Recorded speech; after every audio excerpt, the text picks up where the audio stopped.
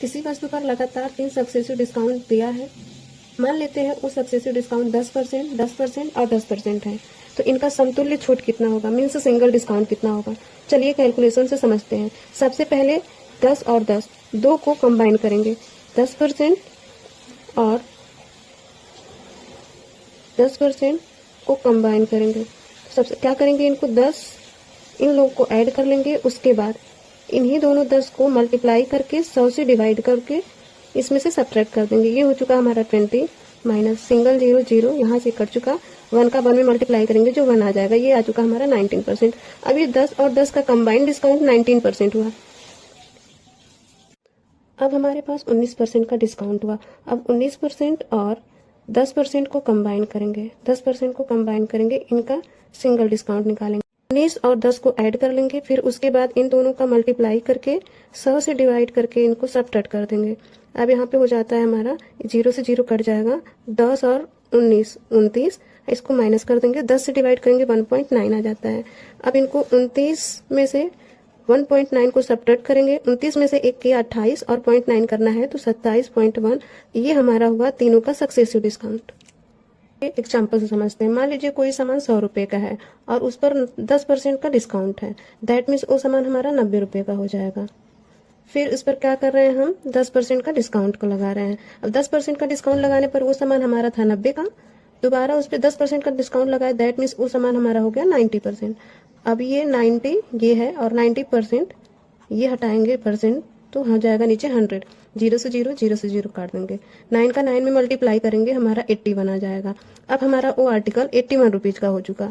Again इस पर हमें करना है 10% का डिस्काउंट, 81 रुपीज पर 10% के डिस्काउंट फिर करने हैं। अब हमारा 81 पर फिर 10% डिस्काउंट होगा, दैट मीन्स वो सामान 90% का हो गया। अब वही प्रोसेस 81 को 90 से मल्टीप्लाई करके 100 से डिवाइड कर दिया, ये यहाँ से हो चुका। अब 81 को 9 से मल्टीप्लाई करेंगे, 10 से डिवाइड करेंगे, 72.9। अब वो हमारा आर्टिकल कितने का हो चुका, 72.9 रुपीज का हो चुका।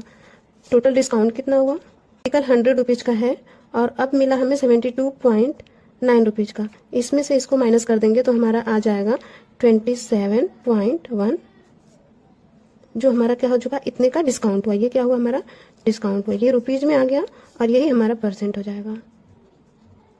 इस प्रकार हम मॉल में देखते हैं कोई भी आर्टिकल सिंगल डिस्काउंट में ना दे करके सक्सेसिव डिस्काउंट में किसी भी आर्टिकल को सेल करते हैं, क्योंकि उसमें उनको बचत होता है। जैसे यहाँ पे अगर 10-10 का हम 3 ले रहे थे, यहाँ पर हम 10-10 के 3 ले रहे थे, अगर वो डायरेक्ट देते तो हमें कितना देते, 30% डिस्काउंट देते, बट यहाँ पे एक्चुअल डिस्काउंट हमें कितना मिला, 27.1% का। अब आपकी बारी। एक वस्तु पर लगातार 10%, 30% और 20% की छूट दी जाती है तो इसका इक्विवेलेंट डिस्काउंट कितना होगा। आंसर्स करें कमेंट बॉक्स में।